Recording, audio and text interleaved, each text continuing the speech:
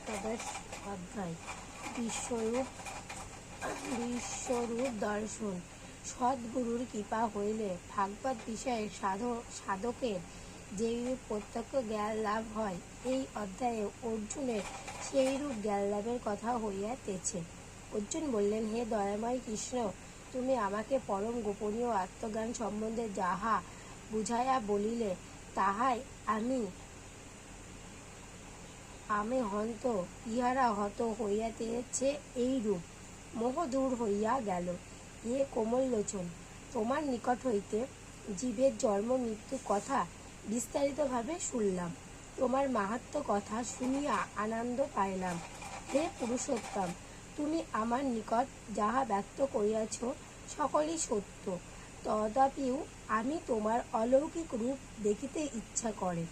তুমি যদি আমাকে সেই রূপ দেখিবার উপযুক্ত বলিয়া মনে করো, তাহা হইলে যে যোগেশ্বর হরি আমাকে সেই বিশ্বরূপ দর্শন করাও।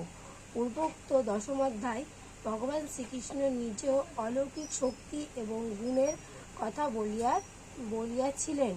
সেইজন শ্রীমান অর্জুন শ্রীকৃষ্ণর সমীপে তাহার বিশ্বরূপ দর্শন করিতে ইচ্ছা প্রকাশ করিল। তিনি বললেন, তুমি তোমার এই স্থূল চক্ষুর দ্বারা তাহা দেখিতে পাইবে না।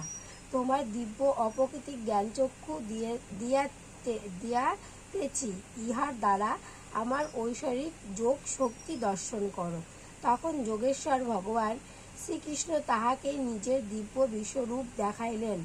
দয়াময় শ্রীকৃষ্ণের পরম দয়ার দিব্য চক্ষু লাভ করিয়া অর্জুন দেখিতে লাগলেন, তাহার সম্মুখে বিশ্ব ব্রহ্মাণ্ডময় শত সহস্র সূর্যের তেজদীপ্ত মহাশূন্য পর্যন্ত বিস্তৃত বহু হস্ত পদ মুখ চোখ সম্বন্ধিত এক বিরাট পুরুষ দণ্ডায়মান রহিয়াছেন। আর সেই পূর্ণ দেহে অবস্থান করিয়াতেছেন অসংখ্য দেব দেবী মুনি ঋষি নদ নদী পশু পাখি ইত্যাদি সমগ্র প্রাণী জগৎ। ভীম দ্রোণ কর্ণ দুর্যোধন আদি ও উভয় পক্ষের শ্রেষ্ঠ যোদ্ধাগণ সকলে সেই ভয়ঙ্কর মূর্তির কোরাল মুখ গহ্বরে দ্রুতবেগে প্রবেশ করিয়াতেছেন। মুখ হইতে যেন ললিহীন অগ্নিশিখা বাহির হইয়াতেছে। এই ভয়াল মূর্তি দর্শনে অর্জুন নতজন হইয়া প্রণাম করিয়া বলিতে লাগলেন, হে কৃষ্ণ, হে বিশ্বরূপধারী, আমি যেদিকেই লক্ষ্য করিয়াতেছি কেবল তোমাকেই দেখিয়াতেছি। তোমার কলবরে দেবতাগণ, বহু প্রকার প্রাণী সকল, পূর্ণ আত্মা ঋষিবৃন্দ কত ভয়ঙ্কর সর্পসমূহ রহিয়াছেন। জগৎ সৃষ্টিকর্তা ব্রহ্মা পদ্মাসনে বসিয়া রহিয়াছেন দেখিয়াতেছি।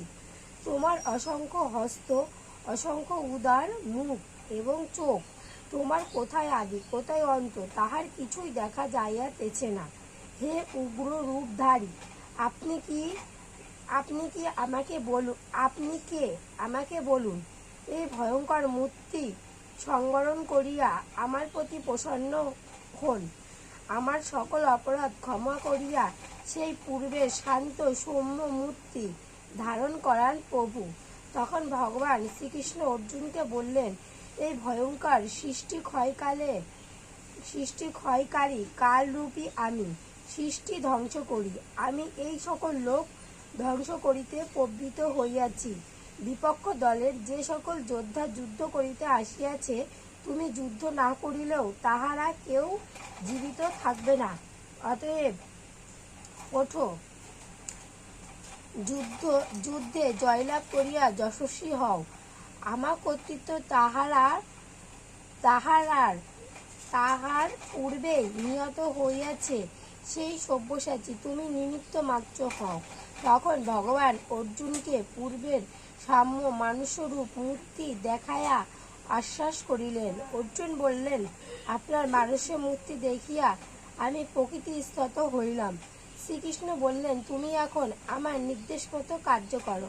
আমি কর্তা, তুমি উপলক্ষ মাত্র। এই বিশ্বরূপ কেউ দেখিতে পায় না। তুমি আমার পরম ভক্ত, সেই জন্যে এই বিশ্বরূপ দর্শন করিতে সক্ষম হইলে।